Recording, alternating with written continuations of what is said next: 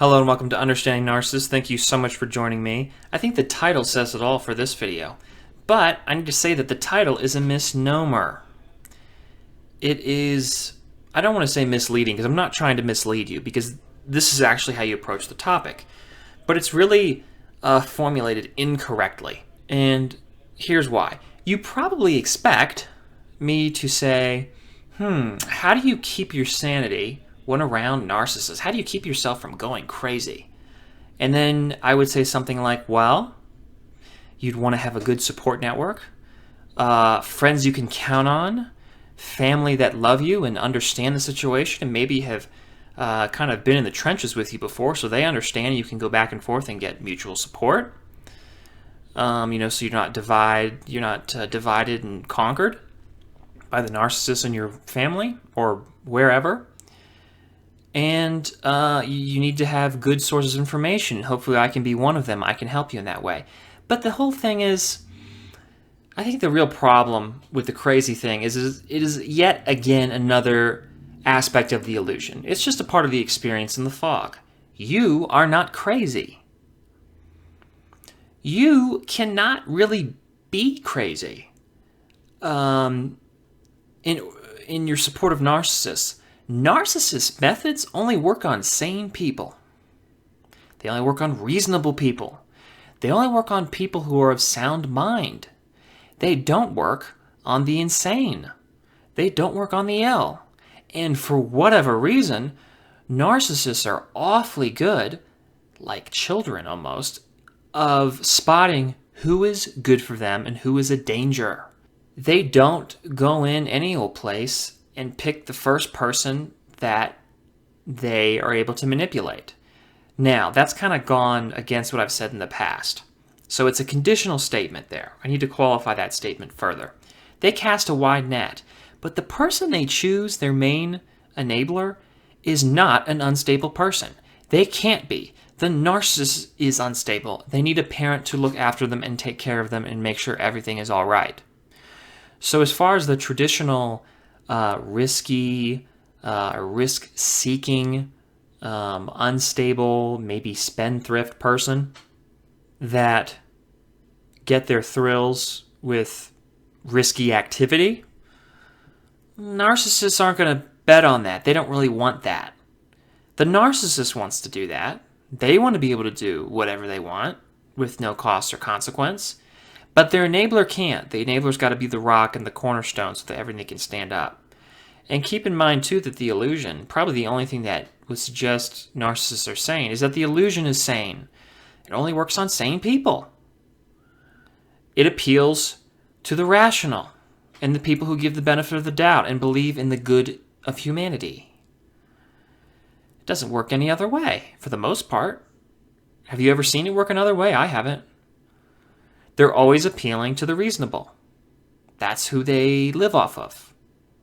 That's who they ride all the time. That's who they depend on entirely. If there weren't people like that around, there would be no narcissists. They couldn't survive. It wouldn't happen.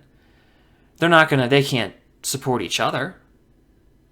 They have to find the people who give, and give unquestionably and don't question the narcissist and buy the illusion wholesale every day. So this crazy thing is all part of a perception. It's just yet another lever of control. The projection of insanity, I think, to some extent, from the narcissist, works in a number of ways. I do think it sustains them in that they're able to hold off and put away what bothers them most, which is what they're actually able to do and who they really are. At the same time, it keeps you occupied right and left. I mean, it's something you can't avoid and you're always concerned about because you start to feel that own inner angst and self-doubt and lack of self-esteem and confidence and the overwhelming shame that narcissists feel. It works in that way. So it is kind of a necessary ingredient. Now, I know I've touched upon it before. And while it's there, it's not a terribly complicated topic. It's not really useful in and of itself, but it is, however, there. And if you're not aware of it, it's really destructive because it hangs around for a long, long time. It's something you learn late in the game. So I just want to reiterate that you're embroiled with a narcissist. You're probably not crazy. It's very unlikely, especially in the traditional scheme that I'm talking about. When you look at the whole thing, which is when it's a relationship, they find you and they immediately appeal to you because you've had experience with this before. And so you fall right in with them without thinking because it feels good. It feels natural. It feels like it was meant to be.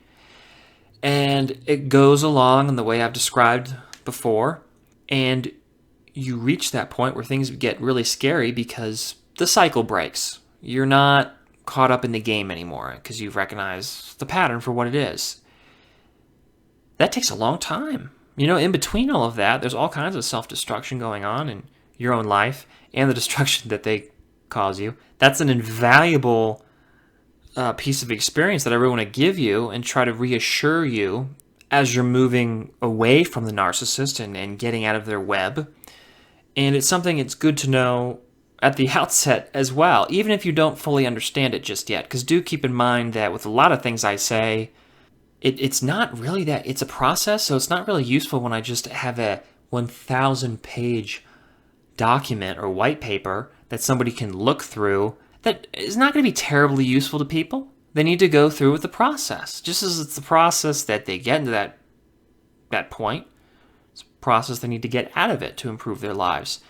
And so you can't just spill facts. That would be nice, but it just doesn't work. They need it at the right time. Everything is a change, an adaptation, acquiring new healthy habits, and a process, a procedure.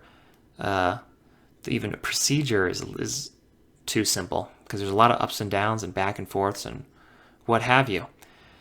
And so part of that is the insanity question, which is if you're with a narcissist, you will begin to question your own sanity probably pretty early because they get under your skin. They make you question everything, what you're capable of. But it's not you. You're vulnerable to it. That's a weakness. That's a shortcoming. That's something you can work on. But the actual concerns, the actual thing, probably not. And guess what? Even if there is a morsel of truth in what they're giving you and how they're making you feel, you can change. You can improve it. Not around them. That's not going to happen. They don't want that. But that's something you can get over. The actual issue here is the narcissists themselves, because it's hard to work on yourself when a narcissist on your back, constantly whispering in your ear and telling you all these things that aren't true, and then pointing you in the different direction while you haul them off and continue down this path that really leads nowhere. I mean, it's really just you're just going in circles. You never get out of the woods, and you're stuck there until you throw them off of you. Excuse the clumsy metaphor, but I do like doing them sometimes. I do think they can be useful, or at least somewhat entertaining. But that's something that needs to be combated in an indirect way. Your own questioning of the soundness of your mind. Probably not something you should be concerned about. Probably not something that, at least in the traditional sense of insanity, people who are psychotic. If that were the case, I'm not saying it can't happen in the future, but if that were the case where you're with a narcissist, you wouldn't be with a narcissist for very long, because it's just not a viable situation for them to take hold, and you wouldn't even be responding to them, and they would know it in the first place.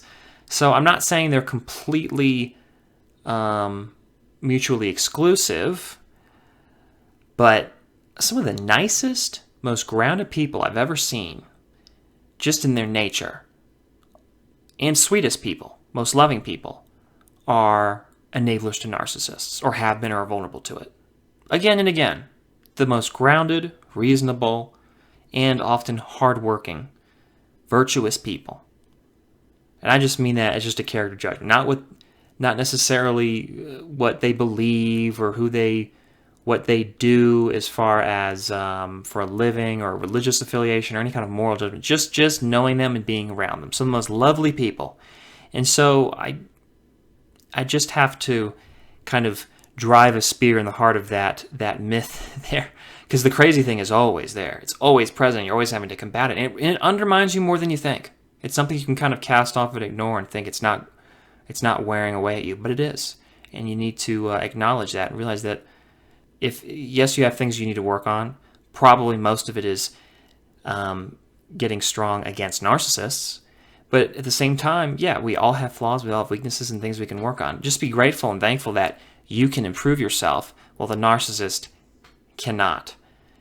Anyway, I hope you like this video. Like it if you do.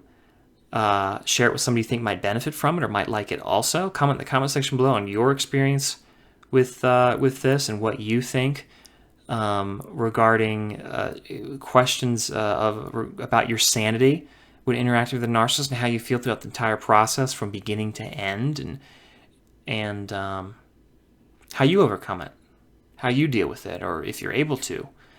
And I hope you are. And thank you so much for your support. Subscribe to the channel if you haven't already. Thank you so much for watching.